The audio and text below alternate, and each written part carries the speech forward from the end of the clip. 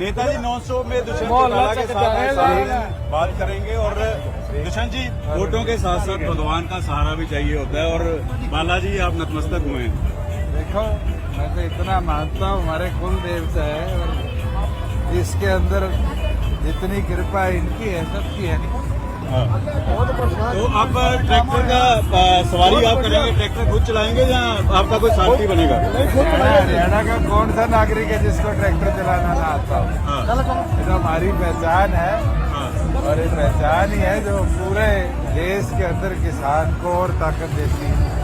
आपकी खुद की कितनी जमीन है, और आप गेहूं और चावल ही बीजते हैं या कुछ और फसलें भी बीजते हैं? बाग भी है, और कभी मेरे पास दिल्ली आओगे तो आपको नई हाइड्रोपोनिक्स की। तो दुष्यंत जी, इस बार हरियाणा का माहौल क्या नजर आ रहा है आपको? कितनी सीटें चाबी आपकी लेके जाएगी? अभी तो चुनाव शुरू हुआ, और मैं ये विश्वास के साथ कह सकता हूँ कि चुनाव जो है वो त्रिशंकु है। और पिछली बार तो फिर भी कोई 75 का नारा दे रहा था, कोई और नारा दे रहा था, जनता ने मन बना लिया है। और जिस तरह के टिकटों का बंटवारा हुआ, साफ दिखता है कि भारतीय जनता पार्टी ने और कांग्रेस ने कई जिले खो दिए। आप किंग मेकर की भूमिका में थे पिछले चुनाव में, 10 विधायक जीत कर आए थे आपके। इस बार फिर आपके विधायक जीत कर आते हैं तो बीजेपी या कांग्रेस के साथ जाना चाहेंगे? क्या पता हमारे ये नंबर जाए कि लोग हमारे साथ आके खड़े हो। ये क्यों कहे कि हम किसी के साथ जाएंगे? अभी तो चुनाव शुरू हुआ है। पिछली बार भी आखिरी के 5 दिन में माहौल बना था, अभी तो 20-22 दिन का चुनाव है, और मैं मानता हूँ इन 20-22 दिनों के अंदर अच्छा बदलाव हमारे कार्यकर्ता लेकर आएंगे, और पहले से भी ज्यादा नंबर के साथ हमारे एमएलए विधानसभा में पहुंचे। लेकिन जब आपका विधायक छोड़कर गए तो कांग्रेस और बीजेपी कह रही है कि इस बार 3 सीटें भी पार नहीं कर पाएगी जेजेपी। चलो, पिछले जो हमारे एग्जिट पोल थे वो 0 दिखाते थे, अब ये 3 तो बोलने लग गए, क्या पता 3-30 हो जाए। और ये तो समय है, समय किसी को नहीं पता क्या परिवर्तन ले ले, क्या आंकड़ाई ले ले। अगर जनता ने मन बना लिया तो हम 45 का आंकड़ा भी हमारा गठबंधन क्रॉस करेगा। इस बार कोई कैलकुलेशन है कि दुष्यंत कितने नंबर लेकर जा सकते हैं? क्योंकि अपने अपने सर्वे किए होते हैं। तो ना मेरे पास पिछली बार थी। हमारा तो लक्ष्य एक है कि मेहनत करें, और अगर अच्छी मेहनत करेंगे तो हम जरूर वो बदलाव ला पाएंगे जो बदलाव की आज प्रदेश में। इस बार जींद में, उचाना में कांग्रेस काफी ज्यादा पावरफुल नजर आ रही है। कांग्रेस तो पुरानी बीजेपी है।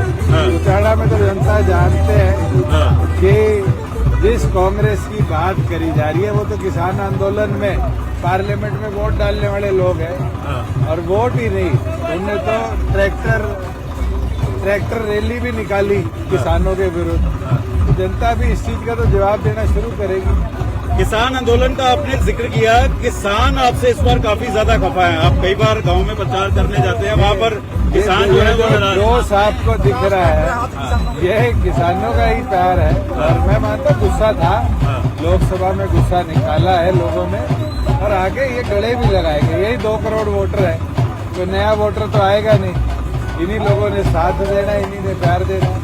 राजनीति में कहते हैं एक एक कदम आदमी को बहुत आगे ले जाता है, बहुत पीछे ले जाता है। किसान आंदोलन, आपको लगता है उस समय बीजेपी का साथ ना छोड़ना आपका एक ब्लंडर था? ब्लंडर तो नहीं कहूँगा, मेरे काम बहुत करे, बट जन भावनाओं को सुनना चाहिए था उससे। वो गलती हुई है?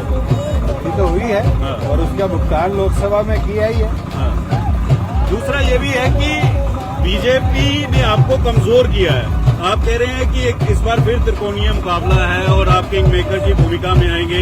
बीजेपी को नंबर चाहिए होंगे तो दुष्यंत चौटाला सोच रहे हैं कि एक बार फिर नंबर देंगे। बीजेपी की तो हालत ये है कि मुख्यमंत्री को भी कटी पतंग बना दिया।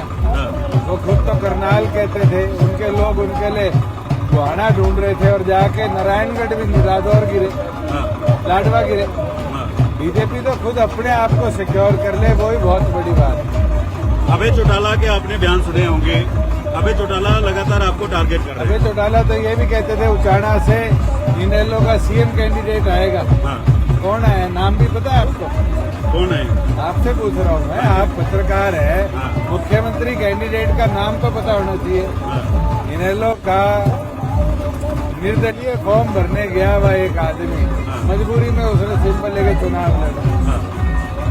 इनेलो कहाँ खड़ी देखते हैं आप प्रदेश में? इनेलो समापन की ओर और इनेलो इस चुनाव में जिस तरीके से बीजेपी से साठगांठ करके सारी टिकटें बांट रही है, इस चीज को जनता भी समझ चुकी है। मैं उचाना में घूम रहा था, आपके एरिया में घूम रहा था, कुछ और आपके आसपास के एरिया में घूम रहा था। वो लोग आज भी ये कहते हैं कि सभी परिवार अगर इकट्ठा हो जाए तो फिर इनेलो जेजेपी सरकार बना सकती है। चुनाव में जनता के वोट चाहिए, जनता के वोट जिसको मिलेंगे वो सरकार बनाएगा। आप कई बार बयान देते हैं कि अभय चौटाला को आप सीरियस नहीं लेते। आप सीरियस लेते हो? जो आदमी उचाना में सीएम कैंडिडेट उतारने की घोषणा करता है और उचाना के अंदर उधार का कैंडिडेट ले लेता है, वो सीरियस पॉलिटिशियन है। क्यों लगता है जो आखिरी दिन अपनी सीट बचाने का एक तंत्र ढूंढता है कि कांटे के साथ गठबंधन कर लिया, सिर्फ इसलिए कि इलाहाबाद में वो अपना उम्मीदवार ना उतार दे। साफ दिखता है दोनों की साठगांठ। इस बार आप लोगों के लिए क्या करेंगे? कौन से मुद्दे लेके जा रहे हैं? क्योंकि लोग आपको 2-3 चीजें पूछ रहे हैं जहां भी आप जाते हैं। किसानों के मुद्दे पर आपको पूछते हैं। मैंने बहुत करके दिखाया है। आज हम 2 दिन में किसान को पेमेंट देते हैं। आज हम किसान को 30 दिन में, जैसे आज पेड़ गिर के फसलें खराब हुई है, इसका मुआवजा देते हैं। हम किसान के खाते में पैसा पहुंचाने की व्यवस्था बनाकर रहते हैं। आप उठाकर देखो 14 फसलें एमएसपी पर कहीं खरीदी गई तो सिर्फ हरियाणा प्रदेश में खरीदी गई और कहीं नहीं। हमने कर दिखाया। लोगों नहीं, आप बात कर रहे हो तो कांग्रेसियों ने प्रोपेगेंडा चला रखा और कांग्रेसियों का प्रोपेगेंडा एक ही था कि हमें कमजोर किया था। लेकिन हुड्डा ये दावा कर रहे हैं कि इस बार हुड्डा सरकार जो है वो कांग्रेस की बनने जा रही है। ये दावा कर सकते कि वो प्रदेश के मुख्यमंत्री हो।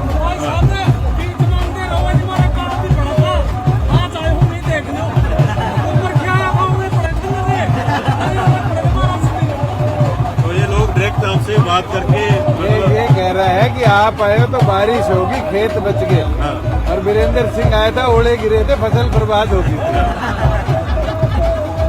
तो दूसरा ये भी है कि क्योंकि इस बार बीजेपी ने पूरी ताकत झोंक दी। आपने उनकी स्टार प्रचारक की लिस्ट देखी होगी। पहले भी थे, यही 40 नाम थे। अब तो सांसदों का सहारा ले रहे हैं। पिछली बार तो सांसद भी नहीं थे, सारी केंद्र सरकार थी। और मैं ये मानता हूँ कि जनता के लिए वो कुछ भी ढूंढ लेते। जनता ने मन बना लिया और वोट की चोट के साथ जनता जवाब। आपको क्या लगता है, क्योंकि नंबर कई बार पता होते हैं, बीजेपी के कितने नंबर आ सकते हैं? मुझे लगता है बिलो 20 और कांग्रेस सरकार नहीं बना पाएगी, लेकिन बीजेपी से ऊपर जाएगी। मैं ये मानता हूँ कांग्रेस 30-35 के बीच में लेके आएगी और बची हुई फिर निर्दलीय रीजनल पार्टीज के बीच में डिवाइड। अगर कांग्रेस 35 लेकर आती है, आपकी बात मान लेते हैं, तो क्या दुष्यंत चौटाला कांग्रेस के साथ जाएंगे? मैं आपकी बात मानता हुआ पूछ लेता हूँ कि अगर मैं 15 ले आया स्टेबिलिटी के लिए, क्या कांग्रेस मेरे पीछे आएगी? उनसे पूछ लेना। नहीं, दुष्यंत जाएंगे साथ में। मैं क्यों जाऊँ? अगर हमारा साथ कोई दे और हमारी पार्टी की सरकार बनाए तो हम ये फैसला करेंगे बाद में कि हमें किसके साथ जाना। कांग्रेस को अगर 15 नंबर चाहिए होंगे, आपसे बात करते हैं तो जाएंगे? कांग्रेस ने केजरीवाल को सीएम नहीं बनाया था दिल्ली के अंदर, उसके बाद कांग्रेस का हाल क्या हो गया? तो आपको लगता है कि कांग्रेस आपसे पहुंच कर सकती है अगर नंबर चाहिए होंगे? भविष्य बताएगा, दुष्यंत को ज्योतिष तो नहीं है। लेकिन आपके खुद के विधायक आपका साथ छोड़ के 10 विधायक थे, साथ छोड़ के आपका। चौटाला साहब शेर पढ़ते थे जब संपत सिंह पार्टी छोड़ के गए, एक छोटे से लालच के लिए वर्षों में याराने गए। अच्छा हो मेरे दोस्त, कुछ नकली चेहरे पहचाने गए। लेकिन पार्टी के जब 7 विधायक चले जाए तो आपकी पार्टी तो टूटने के कगार पर आ गई। क्या तोड़ पाया कोई? क्या चाबी ले जा पाया? क्या जननायक जनता पार्टी नाम आज हमारे साथ नहीं है? ये कहना कि पार्टी तोड़ दी। पार्टी जब टूटती है जब आपका संगठन टूटता है। हमारा संगठन नहीं टूटा। कुछ लोग थे जिनको लगता है दूसरी पार्टियों में वो एमएलए जीत सकते हैं, वो अपनी चाह से चले गए। बीजेपी ने विश्वासघात दोस्ती में क्यों किया? आपको अगर आपके हिसाब से देखा जाए, 7 आपके विधायक ले गए। तो बीजेपी अध्यक्ष से, प्रधानमंत्री से आप आपकी नजदीकियां रही, आप साथ बैठते रहे, कुर्सी शेयर की आपने? बिल्कुल रही है। सीट शेयरिंग के ऊपर सहमति नहीं बनती। कल आप एक टीवी के अंदर काम करते हो और आपको हर चीज के अंदर मनाही कर दी जाती है, क्या आप फैसला नहीं लोगे दूसरे चैनल पे जाने का? बीजेपी कमजोर कर रही थी पार्टी को या तोड़ रही थी? हमें अगर सीट शेयरिंग में सम्मान नहीं मिलेगा हम क्यों रहेंगे? मैं 4-5 लीडरों का नाम दूंगा, एक एक लाइन में आप डिस्क्राइब कर सकते हैं, फिर हम आगे बढ़ेंगे। सबसे पहले मैं नाम दूंगा भूपेंद्र सिंह हुड्डा का। बुढ़ापा आ गया। राहुल गांधी अभी नई जिम्मेवारी है, देखते हैं क्या करेंगे। लीडर ऑफ अपोजिशन बहुत बड़ी जिम्मेवारी होती है। मनोहर लाल खट्टर हरियाणा से जाली है। और अमित शाह इसके गृह मंत्री है। बस इतना ही। आपने पूछा एक लाइन में, तो मैंने एक लाइन में दे दिया। Abhay Chautala non serious politician. Dinesh Phogat अच्छी खिलाड़ी है। खेल भाई की सियासत को राजनीतिक दंगल और खेल का दंगल में बहुत अंतर है। ठीक है, शुक्रिया न्यूज 18 से बातचीत करने के लिए, आपने हमें समय दिया।